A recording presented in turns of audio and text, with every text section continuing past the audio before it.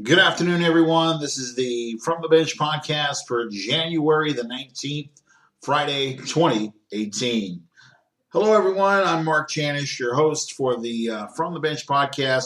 This podcast and any other episodes of the podcast can be heard on Stitcher Radio and Libsyn. You can also go to accessmediaglobal.com and click on the sharing and menu options, and you'll be able to see those episodes and play those from the website at this time.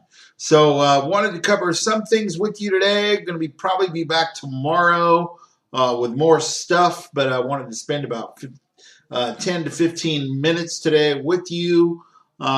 First comments on Tom Brady, the Tom Brady press conference pushed back to today based on the condition of Tom Brady's hand. Lasted about 5 minutes, and he was not necessarily forthcoming.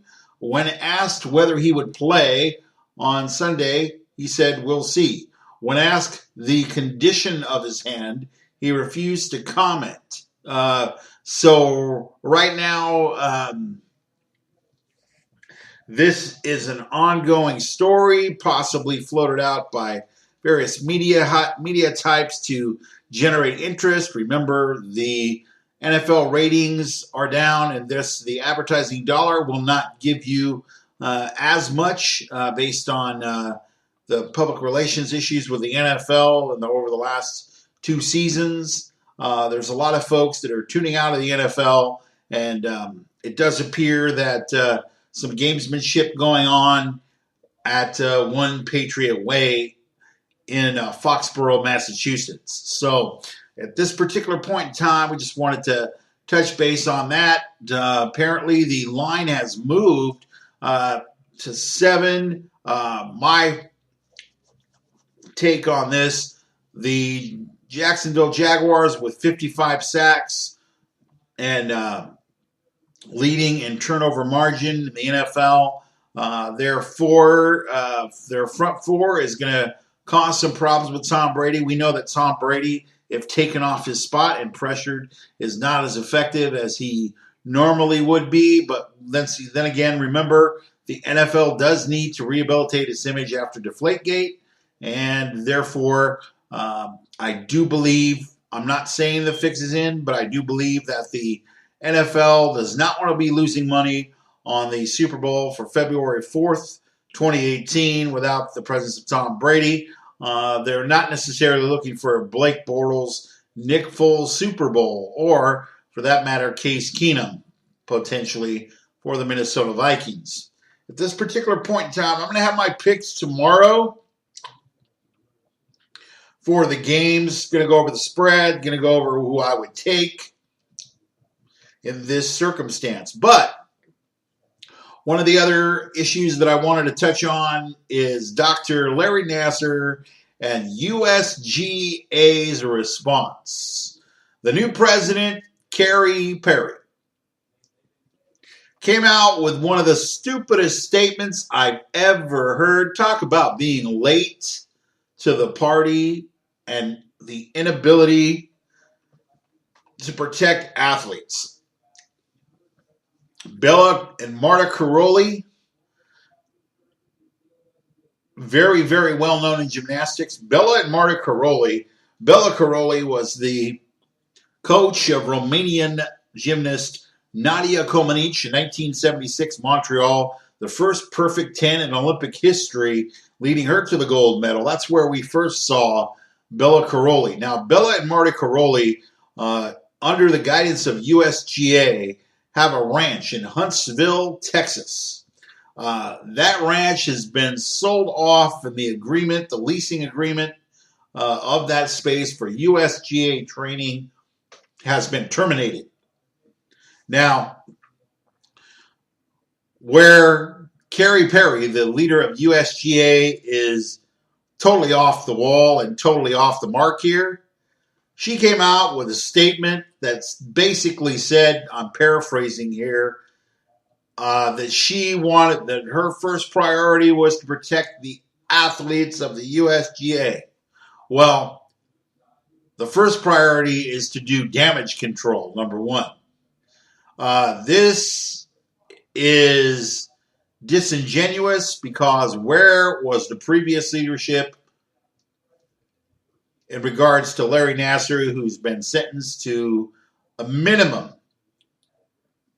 of 40 years in prison, pleading guilty to 7 counts of molestation. He actually has been implicated and admitted to abusing over 100 young girls and young women throughout his tenure with USGA. The other person that I have to say is stuck on stupid, and apparently the Attorney General of the state of Michigan should be launching an investigation soon, and I totally support that. Luann Simon. Luann Simon came out with a statement yesterday. As Larry Nassar is listening to victim impact statements, and that's going to continue for another day or two here. Larry Nassar, first of all, we'll get to him in a moment. But Luann Simon, president of Michigan State University. I respect Michigan State University, home of Judd Heathcote. Michigan State is respected in the Big Ten as far as basketball. Tom Izzo. Sparty Nation is very large. They're very proud. But I'm going to tell you right now, they need to disassociate themselves from Luann Simon, president of the university. Talk about being tone deaf. Now, she was right in one sense. She did say that she wanted to be sensitive to the victims, which we all need to do, okay? And I agree with that. But the fact that Michigan State University employed Dr. Larry Nassar as he was working with the USGA is making the Michigan State sports program complicit in covering up this involvement that went on for years. I mean, if you've seen interviews with Michaela Maroney and other gymnasts, notwithstanding the comments of Simone Biles, came out on Twitter earlier this week, I have to really say this type of stuff and the tone deafness of Michigan State University, Luann Simon should be removed immediately for being complicit in the hiring of Larry Nassar and allowing through their silence the condoning of this level of abuse. Now, another person I need to mention is Rosemary Aquilina.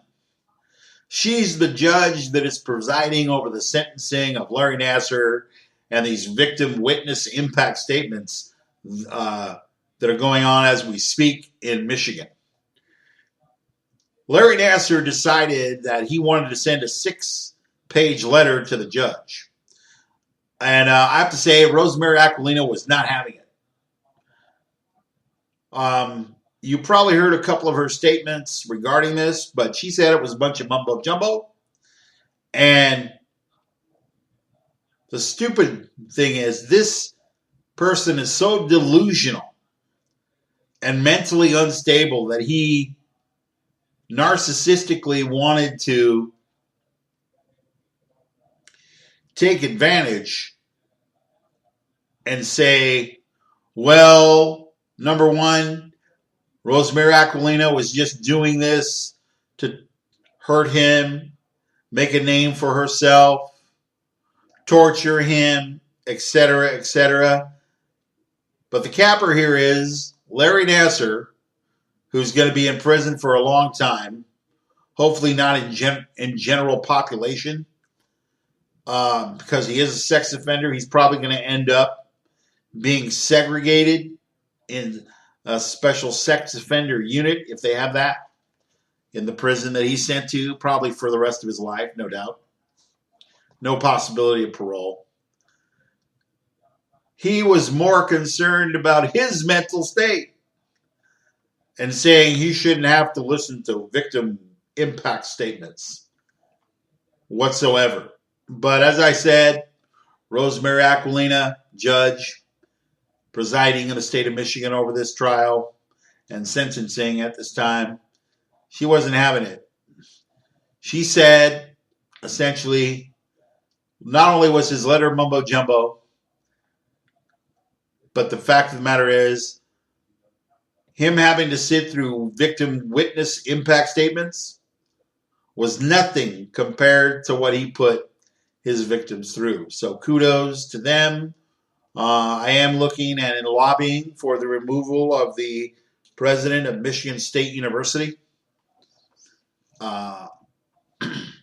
Those of you listening in the United States and around the world, and thank you for listening. Those of you listening in Canada right now, those of you that have checked in from the Philippines and China, and predominantly in the United States, 84% of the audience at this particular time, based on the analytics, is tuning in from the United States. I appreciate that. But this stuff, you can't make this stuff up. So,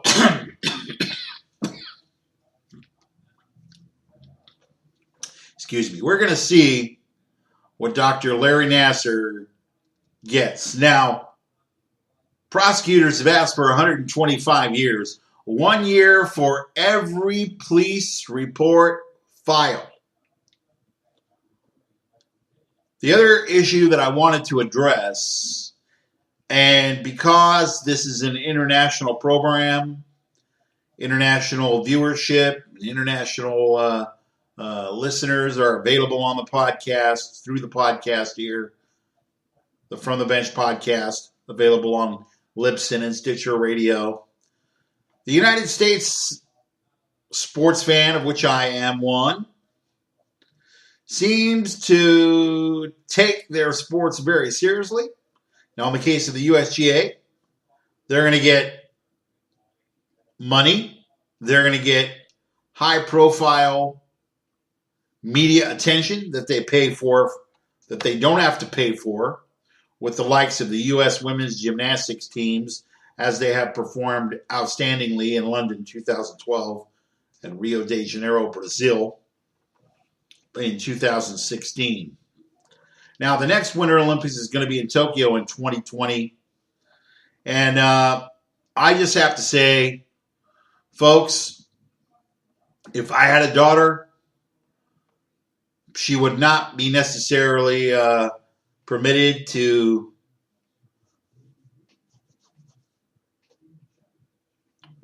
do sports where I felt she was under threat. Now, the problem here is that those that have authority, those that have power, legitimately or illegitimately, are using that power to make promises they can't keep and use it to lie and manipulate. And that's where Dr. Larry Nassar made a mistake. He will pay for that mistake, and it will be a great thing to see him off the scene. But I do definitely want to see some more change with the USGA. I'll be keeping an eye out on this. And if you wanted to know where this thing started, the Indianapolis Star Tribune, March of 2016, I was Googling some stuff yesterday in preparation for this area of the broadcast, or podcast as the case may be. You can listen to this podcast over iOS, Android on your phone. You can download it. Think of those that have downloaded previous episodes over Libsyn and Stitcher Radio. Okay, so the deal here is we have a lot of people that decided they wanted money, attention, and win at all costs, gold medal, prestige, rather than protect the athletes. And then we have new leadership, Carrie Perry, president of USGA, saying that she releases the Karolyi training facility and disassociates herself that her first priority was to protect the athletes. Well, what was it? I want to know if that's the case, Ms. Perry. What was the priority prior to that? Attention, money, fact that American sports fans want to do everything that they can to preserve themselves and win at all costs. That's very, very disingenuous. And as I said, Luann Simon, president of Michigan State University, she should not only be investigated, but she should be asked to leave, because as great a program as Michigan State University sports is, as long as she's around, don't expect boosters coming out of Lansing or anywhere else for that matter, because Sparty has a lot of alumni. Some of you might be listening to this podcast today. Stupid. I just don't have any idea why she would have no understanding. Or maybe she is just this tone deaf. Maybe she doesn't want the attention that Dr. Larry Nassar and his actions have precipitated. So going forward, tomorrow on the podcast, I'm going to be discussing some Clippers, some Lakers. One note on the Lakers, April the 6th, Staples Center, a new statue will be unveiled. Elgin Baylor, number 22, former Seattle University player, will be having a statue of himself unveiled, joining the likes of Magic Johnson, Chick Hearn, Kareem Abdul-Jabbar, and a couple others on the grounds of Staples Center. April 6th, that statue will be revealed. I'm going to talk a little bit right now about UC Santa Barbara basketball. The UC Santa Barbara basketball team, 13-5, 2-2 in the Big West Conference, coming off an 83-64 win over Cal State Fullerton in their last game on the 17th. We'll be playing UC Riverside over ESPNU at 9 o'clock. I will have the audio link posted at accessmediaglobal.com tomorrow. And we'll go over the NFC AFC Championship game. Want to thank you all for listening. Wanted to also just mention to you that the upgrade of the website as it stands now is completed. The good thing is that after a long, arduous effort, it does appear that this has been rectified. So I'm going to go ahead and just pull up the website here for you. And we're going to talk about what's available on accessmediaglobal.com. Some of the new content, RSS feeds, have been completely added. Some page upgrades and things of this nature. So if you go to accessmediaglobal.com in your web browser, you're going to see the latest episode of the From the Bench podcast prior to this one, which will be posted as soon as possible. We have the on-air page. Once again, the on-air page has sports and digital newspapers by region and sports radio by region. So if you're an out-of-market person and say you like the Philadelphia Eagles or the Philadelphia Flyers, you can go ahead, click on the Philadelphia link, 97.5, the Fanatic. You can go ahead and do there. And everything is listed by region or state, depending on the situation. The NFL football page, that actually, we do have the RSS feed available with stories. Top of the feed, the Real Simple Syndication feed is Vikes wide receiver Thielen is questionable for the Eagles, and so is Sendejo, who was in concussion protocol, and a couple other stories. Injured Brady on playing versus Jags. We'll see. I mentioned that a little bit earlier. There is a story there. Just click on the RSS feed links, and to the right of that, you have some podcast posts that I posted recently, and they continue to rotate through. At the bottom of the page for the NFL headlines, I have the Oakland Raiders, the Los Angeles Rams, and the Seattle Seahawks tweets. As far as the soccer page, 168 posts per week.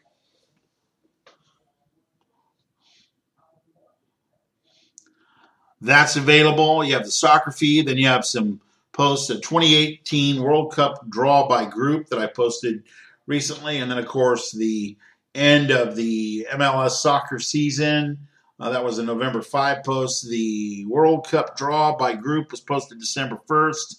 And then I have the Twitter accounts of Chelsea, Manchester United, Manchester City, and Arsenal. So those teams can be followed by social media. The Major League Baseball page has a couple of posts. It also has the MLB RSS feeds that you can add by your favorite team to your own site if you'd like. Then, of course, we have some international sites and sites from the United States. Baseball Tonight with Buster Olney, MLB.com, and the Peter Gammons Daily. And then we have the KBO, Korean Baseball Organization, and the NPB, National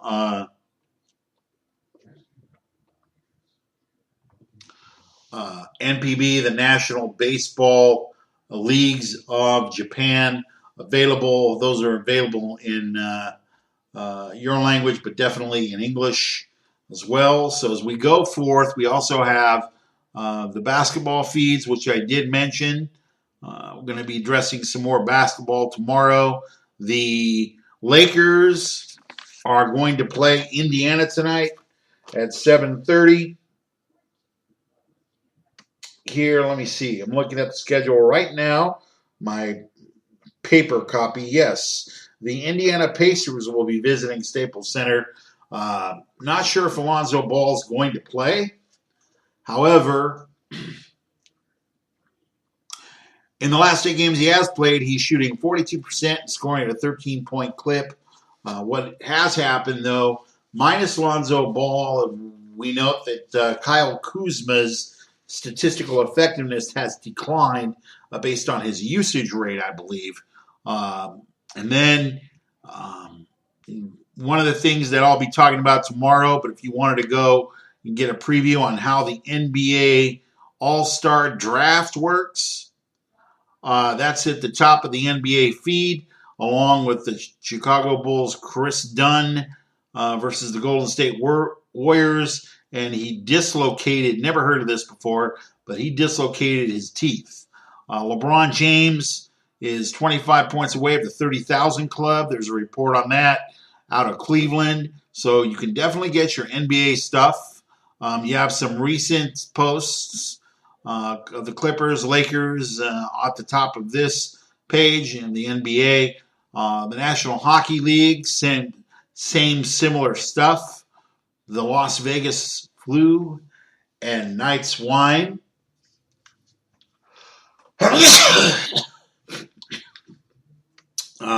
That would be the Las Vegas Knights leading the Western Conference.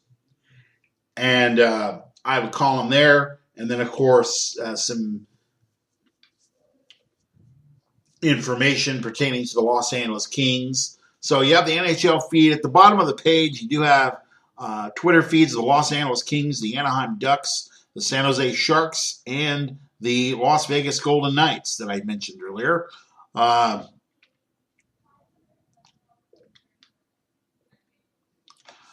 So go ahead and enjoy the feed of the National Hockey League. The other thing that did get completed is the international feed as we point toward the Winter Olympics in Pyeongchang, South Korea. The Sky Sports International feed is up, and there's many numerous posts.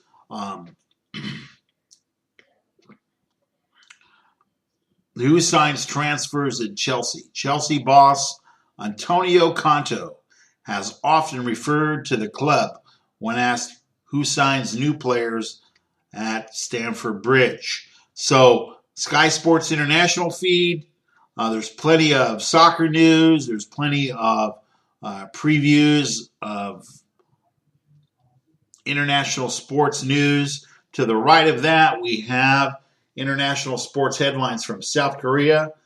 That's going to come in handy from February 9 to February 25 when the Olympics get started. The United Kingdom, the Telegraph, and the BBC.com sports site. You can also go to the Sydney Morning Herald. That would be good, as we've seen some of the first round, second round, third round, and fourth round play in the Australian Open. I love the Australian Open because number one, the seasons are definitely different in the southern versus northern hemisphere. Good to see summertime in Australia. Those things can be seen on ESPN2, those matches. Please check your local listings for date and time in the area. We have the Tokyo Times, all things Japan sports section. These links are checked all the time. So if you want to know what is happening in Japan, look at writers in Japan regarding the NPB or sumo wrestling, for example, or anything of that nature. You can go always check in there. I know that there is viewership out of the nation of Canada, which I appreciate. We do have availability of the Toronto Globe and Mail.com sports site. You can check in on all things Canada as far as your national sports with hockey and getting ready for the Olympics. Go to that link there. And then, of course, we have Malaysia, Taiwan, Argentina links for the nation of Mexico, and last but not leastly, China. So I'm happy to say that the remodel is completed. Won't be necessarily changing anything anytime soon, unless there are some small changes that need to be made. And so I will be back tomorrow with a more extensive podcast on the Lakers, the Clippers. The Clippers are getting healthy. We're going to go over maybe some standings. If the playoffs started today, where your favorite teams would be.